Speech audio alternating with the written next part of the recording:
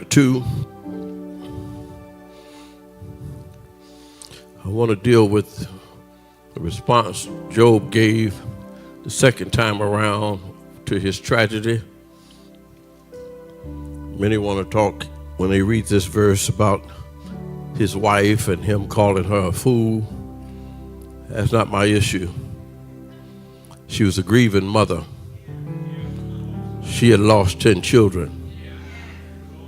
Her husband had lost everything he had. She got a right to be a fool. Say what she want to say. However, Job had another perspective. After he said what he said to her, here's what I want to park my car at, where he says, shall we indeed accept good from God? And shall we not accept adversity, trouble, bad? One version says evil. Shall we indeed accept good from God and shall not accept adversity? I want to talk about accepting what you don't agree with. You may be seated.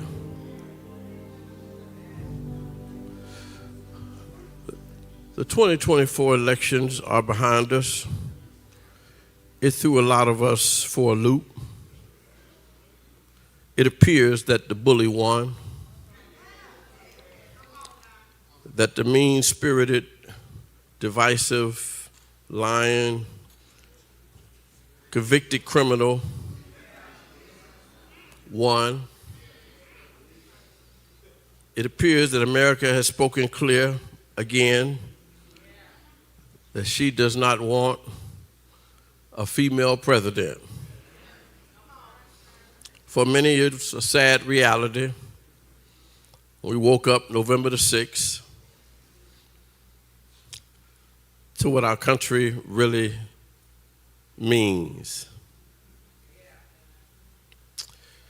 It was shocking because we was told all our childhood, and we tell our children, that if you follow the rules,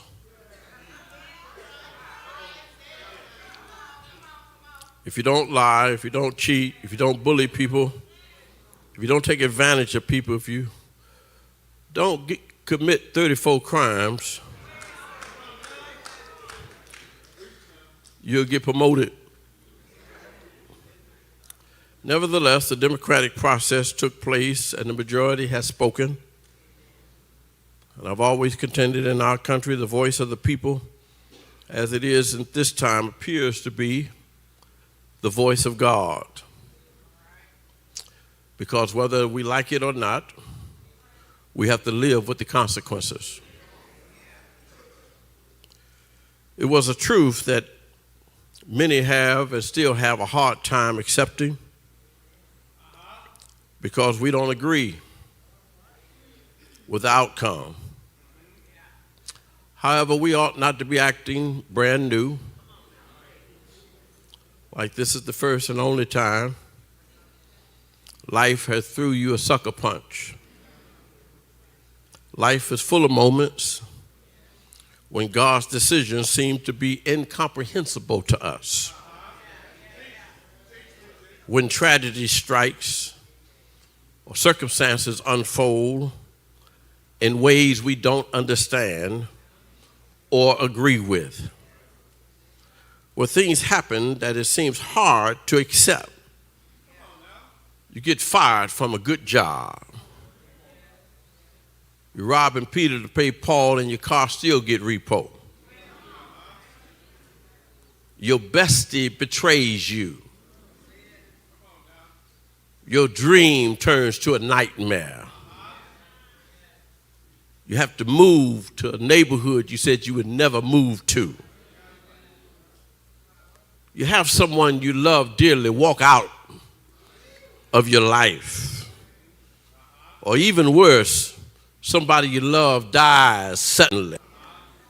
You don't like it at all. You don't agree with it at all, but you have to come to the point where you have to accept it. decisions that are beyond your control, decisions that alter your life and or lifestyle, decisions that you don't agree with, but decisions that you know at some point you got to come to accept. And here's the reality of those situations, that either you come to accept them or you become a very bitter and cynical, pessimistic, sarcastic, suspicious person. A person that other folks don't like and don't like being around. And when you are bitter, when you are sarcastic, when you are cynical, you can say, I don't care what other folks think.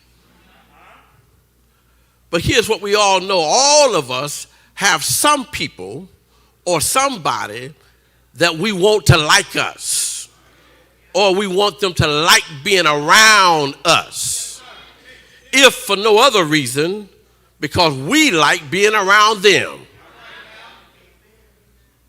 But nobody wants to be around a Scrooge. Nobody wants to be around a Grinch. So we have to find a way to deal with ourselves so that we don't become bitter or cynical. How do we not give up when we gave all we had and came short? How do we not throw in the towel? How do we not give a ham sandwich? When you done gave everything that you had and things did not work out the way you wanted to. I don't know who else I'm talking to beside myself, but I had to preach this to myself, and I've learned that anything that helped me probably gonna help somebody else.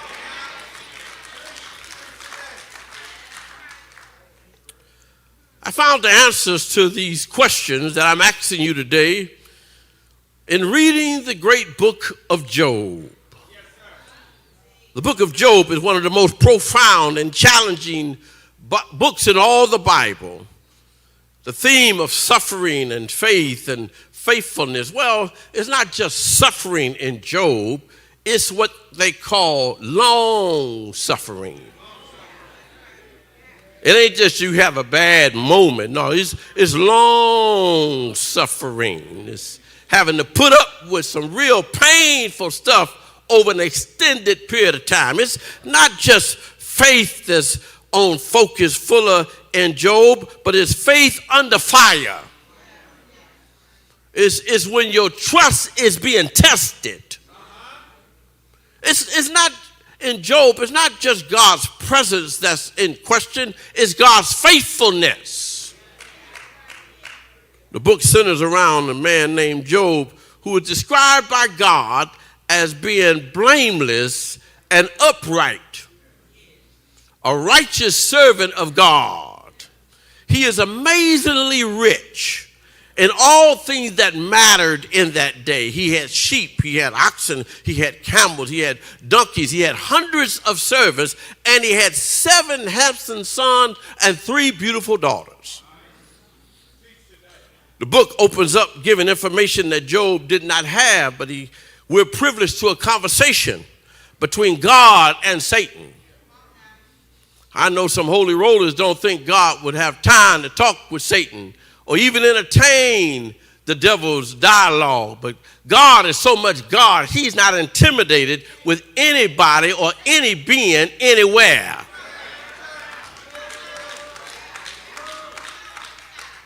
And when you know who you are and whose you are, you're not intimidated talking to anybody about anything anywhere. This conversation between God and Satan is a convo that ends up centering in on Job as a target to prove whether or not Job loved God because God was good to him all the time and all the time God was good, or whether Job really loved God because he just loved God. And Satan asked for permission to attack Job to prove that Job was only serving him because God gave Job who he wanted in political office.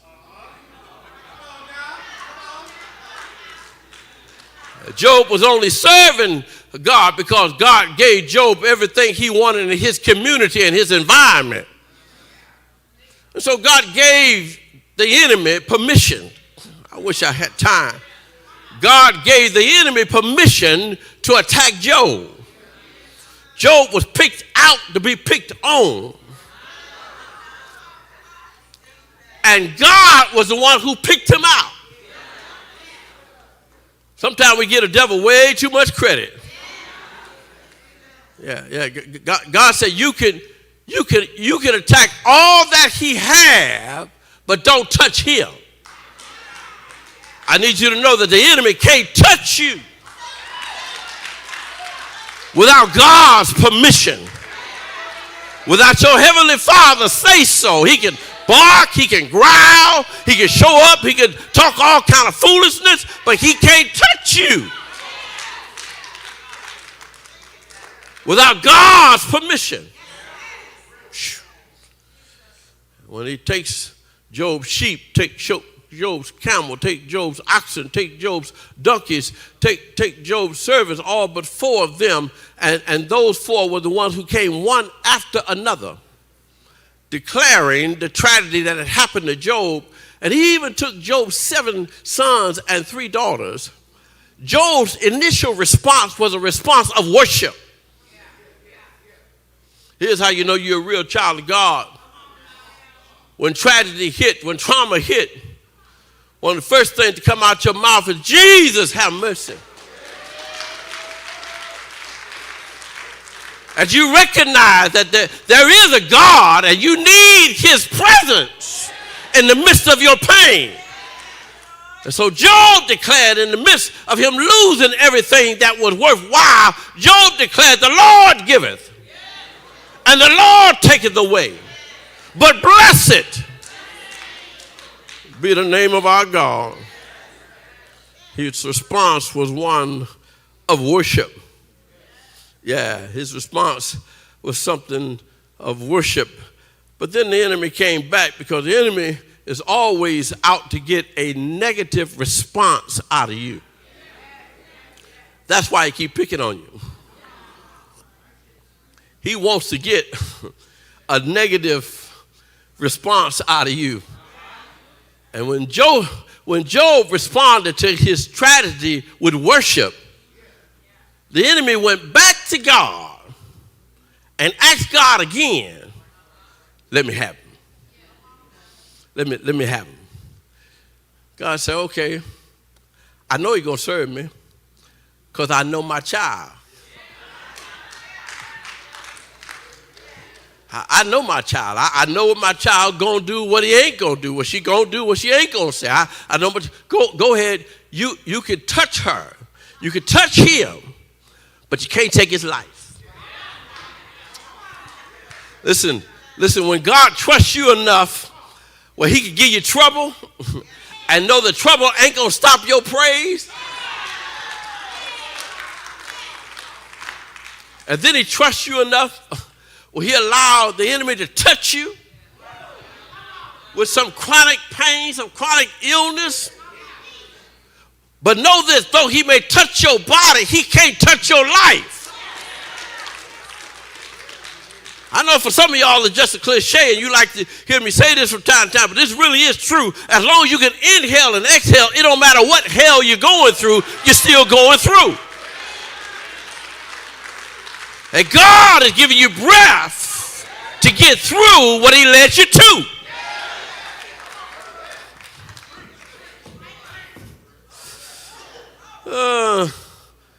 But when the enemy is given permission to touch Job's body, his wife said, look, don't drag this out. Don't drag this out. I'd already lost my kids. I already lost my money. I already know I ain't got no resources, but I can't stand to see you just go away slow. Just go on and cuss God out. Let God slap the life out of you. Listen, we hard on Miss Job, but Miss Job been through pain. And when folks are going through grief, you got to give them some space and some grace. They might say some of anything, and usually what they say in pain is not what they mean, but it's what comes out at the time. So Job looks at her and says, "You're talking like one of those little foolish girls down the street." And the question that he brings up is a question I think we all need to sit on for a minute. Shall we accept good from God and not bad? Shall we accept favor from God and not failure? Shall we accept crown from God and not the cross? Shall we accept blessings and favor and healing from God? Oh, y'all acting funny on me, okay. Shall we accept my lover loving me and not accept the pain of childbirth? You see, God is a two-sided God. He's like a pancake. There's two sides to this thing. You can't accept one thing without accepting the other thing. Now you got to know that in all things He's gonna work it out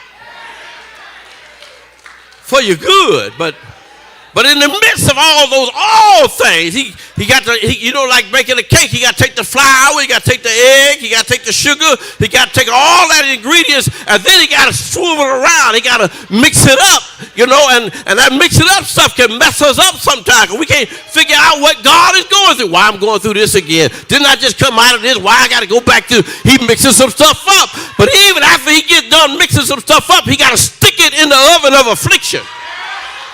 Because to get the best out of the situation, he got to stick it in and get some heat in there. But if you want a sweet cake, you got to take some heat.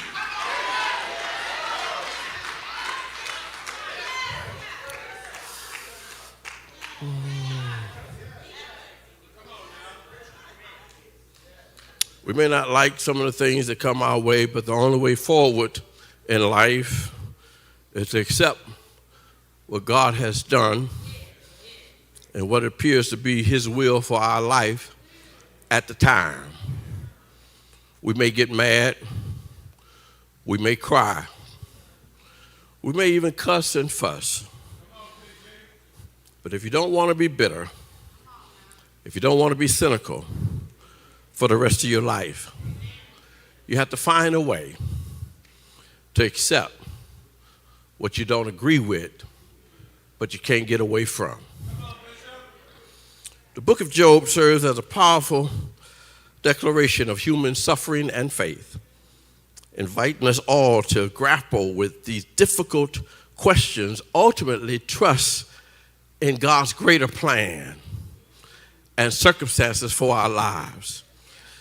As I was meditating on this and really wrestling through the mud of my own life and the deep darkness that came on me after November the 6th, and waited on God to speak to me about what all this was about.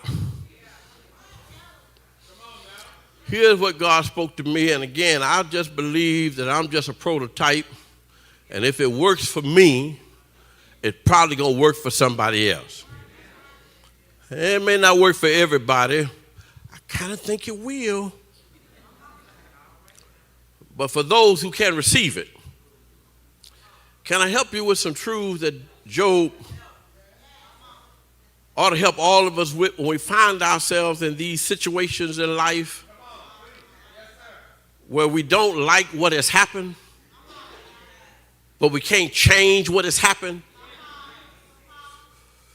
Well, the first thing I got from Job is that our issues, our troubles, our battles are not always what they appear to be. I'll say that again. That our issues, our troubles, our battles are not always what they appear to be. We like to think we're smart and we can identify where the fault ought to be laid, who's responsible for the pain.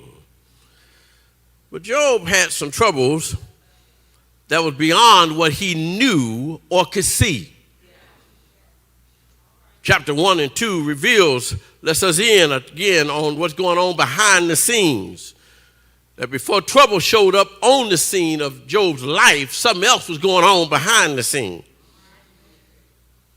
Job 1 and 2 tells us that Job was not the cause of his pain.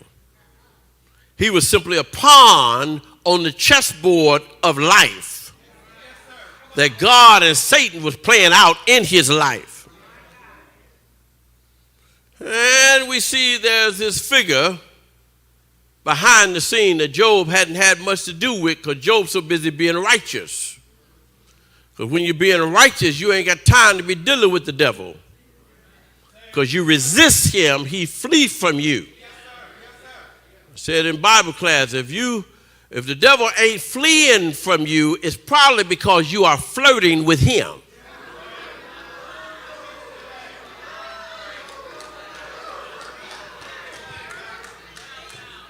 Just like the reason why your ex won't leave you alone.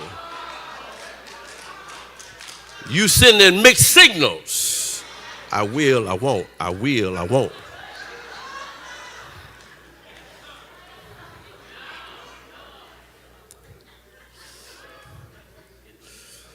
The Bible is clear that God sometimes does things so different from us that we can't comprehend what he's up to. He says in Isaiah, my thoughts are not your thoughts, and my ways are not your ways, and my thoughts and my ways are as high above yours as the heavens are above the earth. God's plan sometimes extends beyond our immediate comprehension. When we face trials, it is crucial to remember that God's perspective is infinitely greater than our own. He sees the beginning and the end, while we're often just stuck in the middle, and all we see is what we see. And too often we're like the disciples who asked Jesus about the man that was born blind. Who did sin? Did he sin or did his parents sin? And Jesus had to tell them, neither one of them sin. Your eyes are looking too low. Because one of the first things Job teaches us is that sometimes what we all upset over is not necessarily what we should be upset over. It's easy to point out one individual and say that all this is Trump's fault. Trump had one vote like you did. Something else going on behind the scenes. Job teaches us that the struggles of mankind are not always in plain sight. And then Job had these so-called friends who came, and the best thing they did was to sit down and shut up for a week. But once they started talking, they started trying to find fault with Job about why he was going through what he was going through and accused Job of having some secret sin. That's why God brought on public tragedy in his life. And God deliver me from these self-righteous holy rollers who always want to pronounce some kind of judgment on people when bad things happen to them. Bad things happen to all people. God is a God who allows the sun to shine on the righteous and the unrighteous. And he allows his rain to fall on the just and the unjust. Job argued with them on and on and on again that, listen, it ain't my fault. It ain't my fault. I didn't do anything to deserve this. And in my struggle to accept what I don't agree with, I learned from Job that the issues that we sometimes get upset with go beyond what we see with our natural eye. And we have to ask God for some insight. And we can't be so quick to judge about what's right and wrong because we may not have all the facts. I tell folks, they've been asking me, well, what happened? What happened? I said, well, listen, all I know is that whatever happened, it's above my pay grade.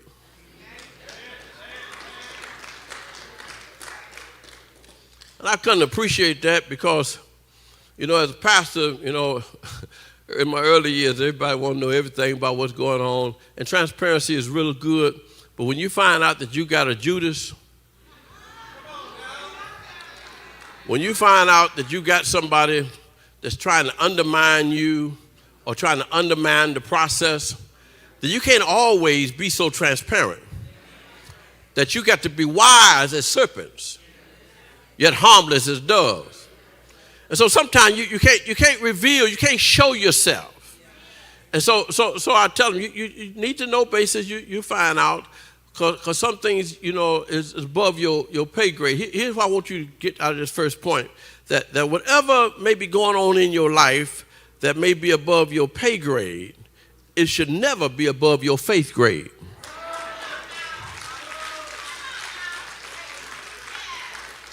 No, it don't matter what's going on. You still ought to have enough faith to believe my God shall supply all my needs. That the Lord still is my shepherd.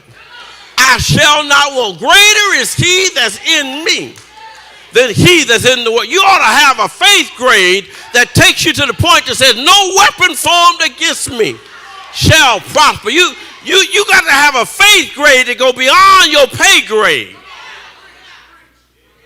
Folks ask you I don't know what happened. I can't explain it, but all I know is God working it out. He's working it out. I got too much history behind me to tell me he's working it out. He's done it before. And he'll do it again.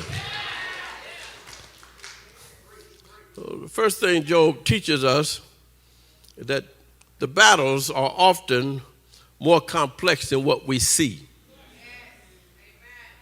And even though they may be above our pay grade, they should never be above our faith grade. That no matter what comes down, you got to believe God is still going to take care of you. Number two, second lesson that Job teaches us is that as long as you're trying to prove who's right and who's wrong, nothing changes. As long as you get caught up in trying to find blame, place blame, or excuse yourself from blame, nothing changes. Majority of what happens in Job happens in the first 2 chapters and the last 2 chapters. Those 38 chapters in between, it's a whole lot of talking. A whole lot of back and forth. A whole lot of criticism. So I like this old deacon, old trustee, actually, he was a trustee here when I came here. Brother Hudson used to call it jaw-jacking.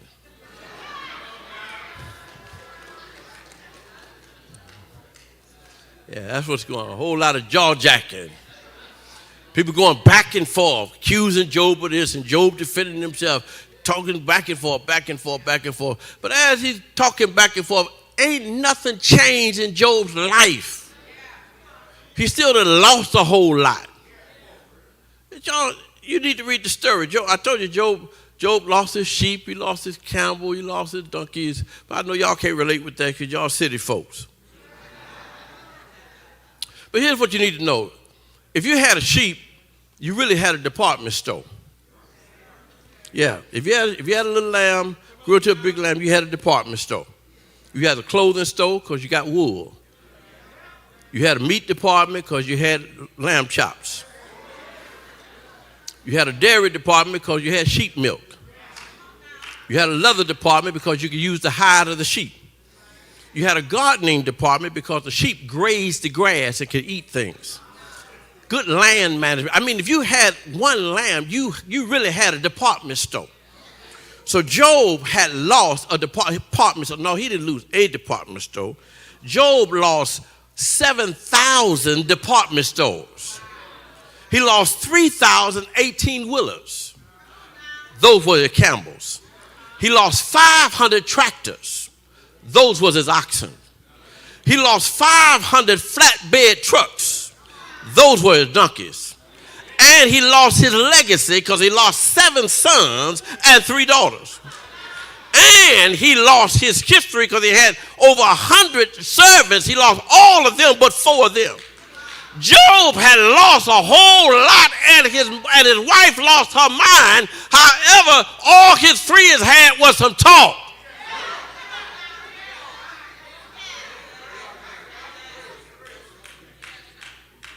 And Job got caught up talking back to them because they were talking to him. And I get it. I get it. I get it. Sometimes you just want to get it off your chest. But you need to know this. As long as you're trying to prove your point, nothing changes. Nothing changes. Nothing changes as long as you're trying to prove yourself. You're trying to up your reputation. Listen, your character is worth more than your reputation.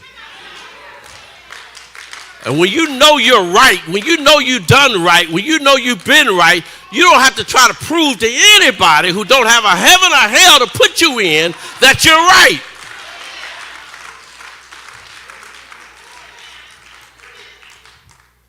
You only make yourself look like a fool when you argue with fools. And Job spent way too much time arguing with his so-called friends. Listen, when people show you who they really are, believe them. That don't mean you act like them. No, if you act like them, then they won you over. When you act like them, no, when they show you who they are, believe them. And that simply means stop getting your hopes up in the thinking and believing that they're going to be fair and compassionate, because you are fair and compassionate. Job spent way too much time trying to prove his case to people that even if he won them over, they still wouldn't change their mind. Here's another way I like to say this, and spending too much time jaw-jacking, is that we spend too much time in the ME syndrome. ME means misplaced energy. Misplaced energy. We're venting, we're frustrated, we're complaining, we're grumbling, we're moping, we're cussing, and we're fussing. But guess what? Ain't nothing changed. Ain't nothing. You done let off some steam, but ain't nothing changed. The bill still ain't paid. You done let off some steam, but the relationship's still broken. You done let off some steam, but the house still messed up. You done let off some steam, but ain't nothing changed. Ain't nothing changed. Nothing changed. And when you're trying to prove you're right, and that what happened to you didn't deserve what happened to you, listen, nothing changes with all that jaw-jacking. And even if you're right that you didn't deserve it, even if you're right that the other person is 100% wrong, here's what you ought to come to grips with. That even though you may be right about that scenario, you've been wrong enough where God covered you. You've been wrong enough where God showed you you was wrong. You've been wrong enough where something should have happened that didn't happen. I've been saying for years, whenever the police pull me over, I ain't complaining about no ticket. They tell me I was speeding even if I was going 25 miles an hour. I say, yes, sir. Not that I'm giving in to it, but I know I speed. I know I like to call it an aggressive driver. I take the speed limit as a suggestion. I confess. But whenever they pull me over, I can't argue. I could argue in that moment. I could say they're being racist. I could say they're being biased. I could say they're just picking on me. But here's what I know about me. I've done wrong enough that whenever God signals me out to them, and they say, pull that car over, I know it's not them. I know who I am. And the only way anybody can put their hands on me is that God allows them.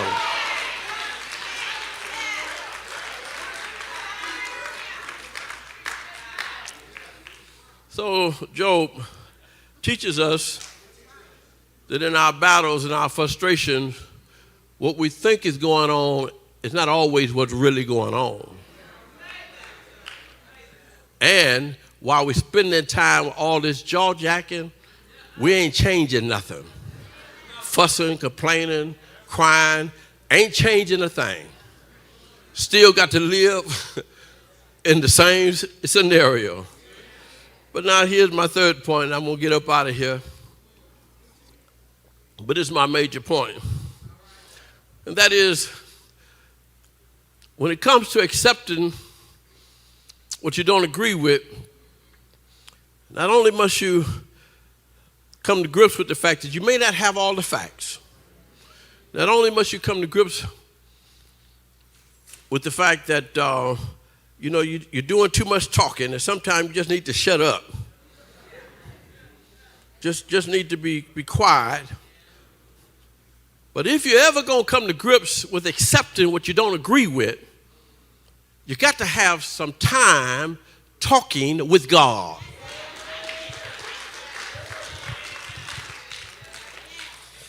In other words, there must be prayer that's involved. I'm not talking about a hit it, quit it prayer. I'm not talking about a quick 2.5 minute prayer. I'm not talking about a once a day time prayer. I'm not talking about over your food meal kind of prayer. I'm not talking about at the end of the day when you're tired, about to go to bed, you kneel down by your bed and say, now lay me down to sleep prayer. No. I'm talking about there has to be in that moment, in that season that I just can't get past this. I just don't understand this. There has to be some quiet meditation and conversation with he who sits above and can do anything but fail. There must be prayer. I used to think that Job was a book about patience, that we need patience, and you need to read the book of Job if you want some patience. But Job is not about patience. Job is really about what happens when you don't pray. Read it. In the first chapter, Job is a righteous man, declared by God. In the first chapter, he's declared righteous by God because one of the many things Job does is that Job prays to God daily. One of the focus of his prayers is his children. And children will make you pray daily. Job is praying daily. In chapter 1 and chapter 2, he's praying daily until he hits his grieving moment, and then he gets quiet. And I need to tell somebody that when you get to your grieving season, ain't nothing wrong with getting quiet. Sometimes in our moaning time, you just got to sit still. You just got to quiet yourself. Turn off the TV and put down the phone and don't act, just sit still. Job sat still and let God massage his soul. Hold it. Job sat still while he was mourning. The best thing his friends did for him was to come and sit still with him. I want to help you help your friends. When they're going through some stuff, stop asking them if there's anything you can do for them. Why are you going to put it on them to tell you what to do when you know they need food? Hello? You know they need the kids picked up. Hello? You know they need some bills paid. Hello? Just do what you can. Don't put it on them. Let them be still. If you're going to do anything, you be still with them. And close your mouth. Job's friends, they sat still for 7 days. Watch this. They sat still for 7 days while God was getting Job ready. And while God was letting Job, watch this what God was doing. God was letting Job prove to the devil that he served God, not because God was always favoring him. He served God because he loved God. Because God had already been good enough to him that if God didn't do anything else for him, God had already done enough for him to praise God from earth to glory. I wish I had a witness here. So Job just sat still. His friends sat still. And I don't know what got into Eliphaz. I don't know what got into Bildad, but so far, but somebody had to open their big mouth. And you know what happened when they started talking? They interrupted what God was up to. I wish you'd tell somebody, just shut up. Just don't tell them be quiet. Just shut up. You are interrupting what God is up to in my life.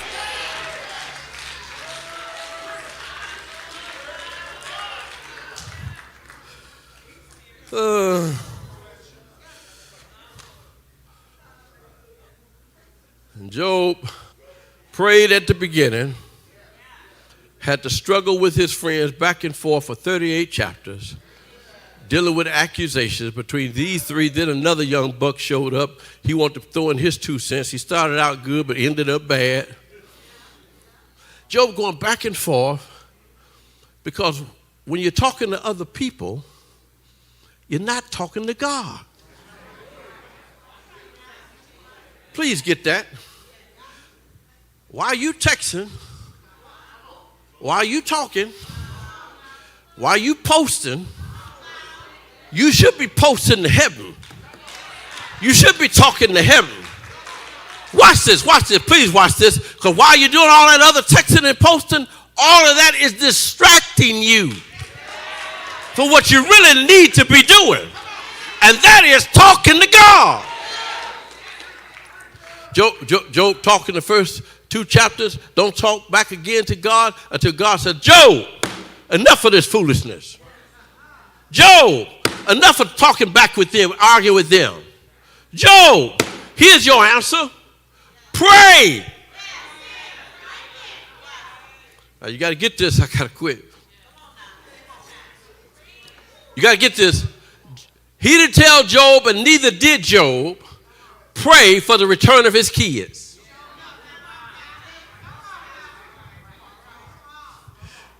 Neither did Job pray for the return of his departments, his department stores, or his flatbeds, or his 18-wheelers, or his tractors, or his servants. No. Job didn't pray for none of that.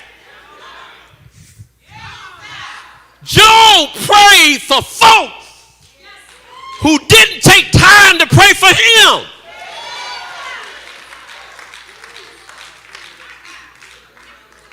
Job prayed for people that he didn't get no real benefit from.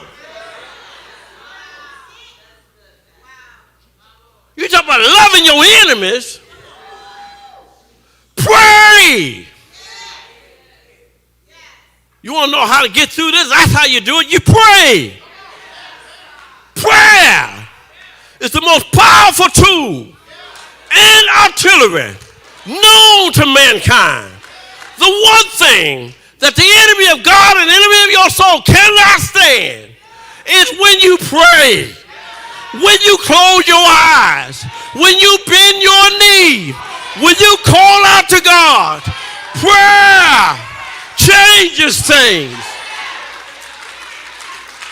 Prayer changes people. Prayer changes you. Pray until you can't accept it. Pray until God make a way. Pray and let God know how you feel. Pray.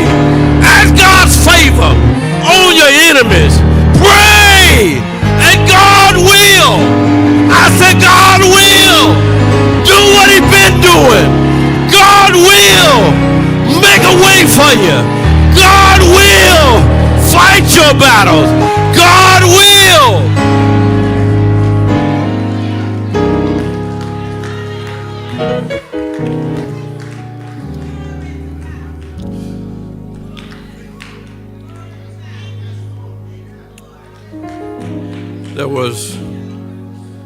There were 3 godly men. At least they thought they were godly. 3 pastors. The devil came to him, started talking. This is what he said to these three pastors. He said, if I gave you the power to change something in the past, what would you change? First pastor, with his spiritual anointing and apostolic authority, said, I would prevent you from leading Adam and Eve to sin so that humanity would not be separated from God. The second pastor, with a heart of compassion, said, if I could change anything in the past, I would prevent you, Satan, from straying away from God and being condemned forever.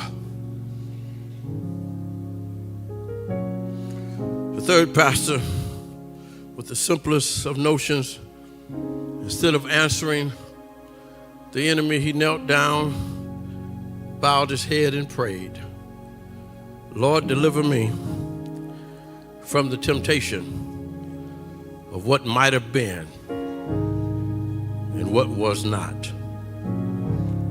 With those words, the devil screamed and he ran out the room in pain. Another pastor said, why do you pray like that? You caused such a great reaction. Why you pray like that? He answers, well, first of all, you should never talk to the devil.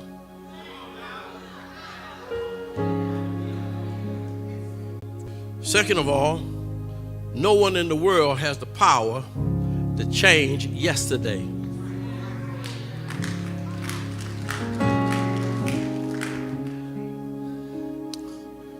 Third, he says, Satan's only interest was not to prove your virtue, but to trap you in their past, to make you neglect the present and believe that God can't change something that's about to happen. That we must come to grips with what is past,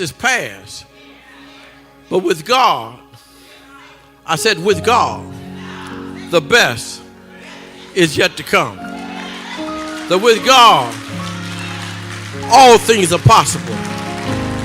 With God, things are going to turn around.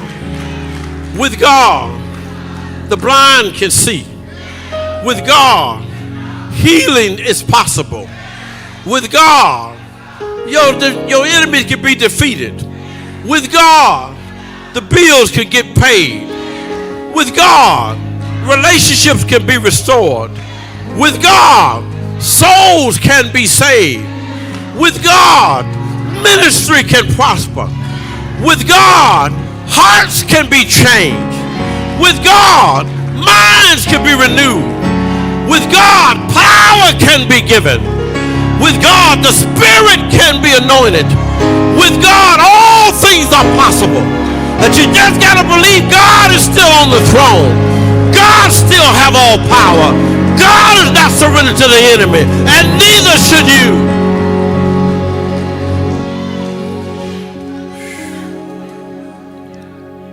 So, how do I respond? How do I accept that which I don't agree with? One, I have to understand that some things are above my pay grade, but not my faith grade. I still believe God. Don't ask me to explain it. I can't understand it, but this much I know, God still sits on the throne. The same God who took care of my childhood. Same God who took care of my teenage years. The same God took care of my 20s. Same God took care of my 30s. Same God took care of my yesterdays. Same God gonna take care of my tomorrows. The same God take care of me today. He's still on the throne. I'm still his child. I will not fear. I will walk in faith, and I will trust him. And he will keep being God. He will keep putting food on the table. He'll keep putting clothes on my back. He'll keep a roof over my head.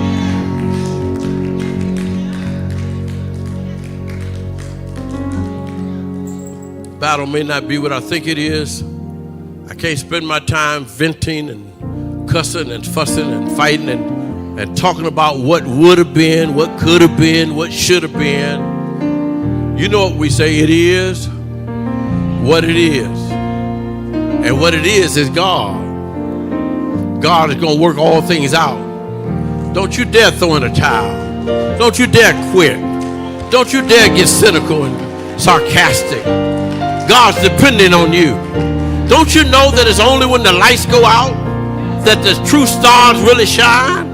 Don't you know that it's only when you're way down that you can only see up, that you know that's the way to go? God is working things out. He has this mysterious way of doing things in an unorthodox way that's beyond our comprehension. But you got to trust him.